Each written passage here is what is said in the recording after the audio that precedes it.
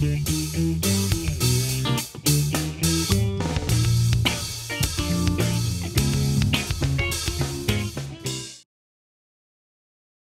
and welcome to our session of entrepreneurial education.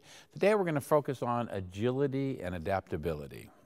Let me talk to you a little bit about the topics we're going to cover today. We're going to talk about change as a constant, why getting into the game is so important. It's a key to adaptability. Absolutely. We're going to talk about pivoting and what Mark calls falling forward. We're going to talk about failing forward. Okay, failing forward, yes, sorry. That's okay. We're going to talk about building relationships as a way to support change and agility. And finally, retiring retirement. Mm-hmm. So welcome, Mark. So thanks. I know you often say that in today's world, you're going to have as many as 7 different careers, many more times out of jobs in our lives. It's different now, huh? Oh, yeah. Oh, yeah. So maybe you could talk, I know you've interviewed a lot of people who say that they hate change. Mm-hmm. Tell me about what that was. Coming from the staffing business and the human resources arena, I got the opportunity to spend a good amount of time with thousands of people, interviewing them, hiring, placing them, working with companies like Google and Sony Computer Entertainment and Bank of America, and the list goes on. And when I would hear those words, Paul, I hate change, I immediately would get fearful for them, because frankly, the one thing you can count on in this life is change, impermanence. In fact, if you think about change, it's the great opportunity. Change, if it wasn't for change, new opportunities wouldn't exist, everything would be static. So my feeling is, embrace change, make it your friend, hug it, for lack of a better word, and because you know it's going to happen. And navigate your life based upon opportunity, not fear. And a lot of people you talk to weren't doing that. No, in fact, when somebody said to me, you know, I'd hate change, it would make me think that they weren't ready to navigate into new worlds. They weren't ready to adapt. They weren't ready to change. They weren't ready to make that first great or next great step forward, either in their careers or in their lives. Look, life is a machine. It's constantly turning. And if you're not ready for the next turn, shame on you. The engine could blow.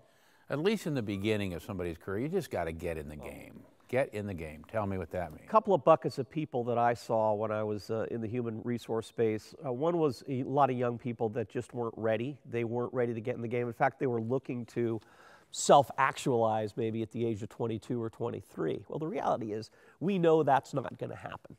And they would sit around and wait for the perfect role or the perfect job. Preparing. Or they wouldn't even be prepared for it. They wouldn't be starting to think about alignment until their senior year in university and college. And my feeling is that alignment is a lifelong process.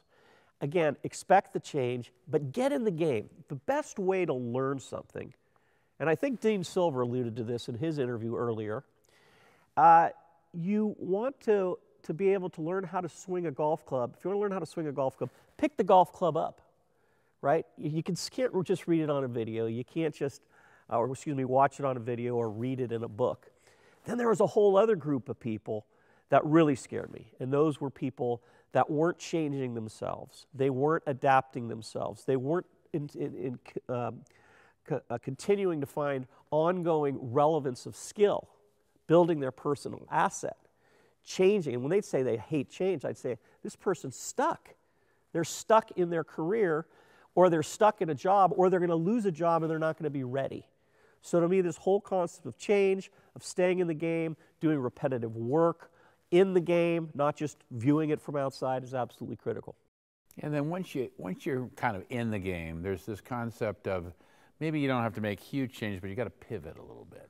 Well, you got to adapt. And I think, you know, if you're driving down the highway and all of a sudden you see traffic coming at you, well, you change lanes or you get the heck out of the way.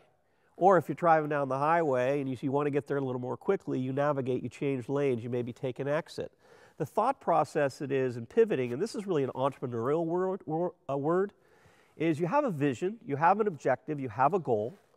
As you're trying to pursue that goal, as you are trying to attain that goal, then you may see the market shift. You may see circumstances change. You may see new opportunities that exist right before your very eyes.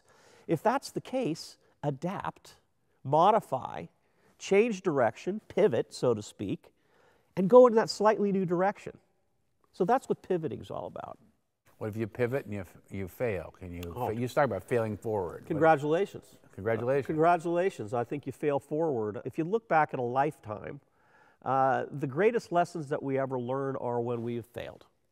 I mean, when I look back on my life personally, it's not the wins or the successes or the great deals that I closed or that we closed as a team back in business. It's when I didn't get the deal, when I took a loss, when I missed a free throw in a game. Because then what happens is you take a clinical approach towards your life and you say, how can I do better next time? What was it that I missed or I should have done? What can I do to plan and prepare so that the next time I have a greater chance at victory, a greater chance at success, a greater chance at that promotion, a greater chance of designing the next educational tool so that my class is better prepared next time and gets better results in their overall grade point averages, whatever it might be. So to me, the failing is all part of the game, and actually an exciting part of the game if you look at it right. If you're afraid of failure and you're afraid of change, I think you're in a tough spot.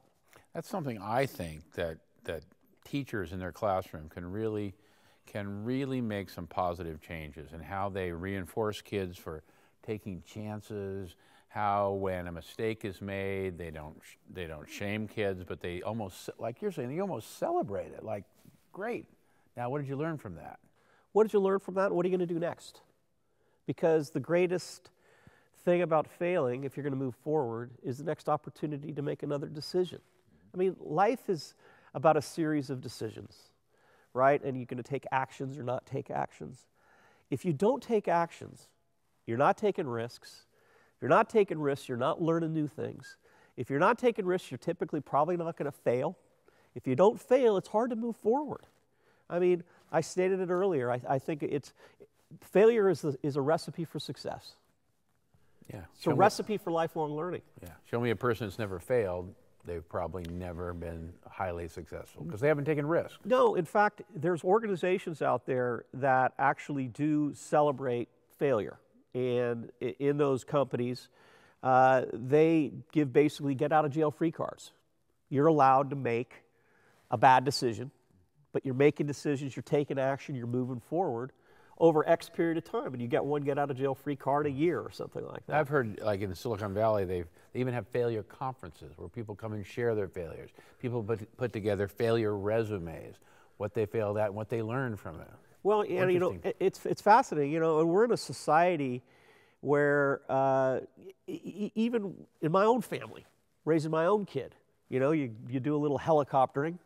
And when you think about it, that can serve a pretty bad purpose. Meaning, if you don't allow your kid to scrape up his knees a little bit in life, if you don't allow him to experience some levels of self-introspection through failure, through loss, but we, in many of our societies, do everything to protect kids from losing, you know, from not winning. It's the journey. It's the self-exploration that allows you to be overly successful for the rest of your life and career that's critical.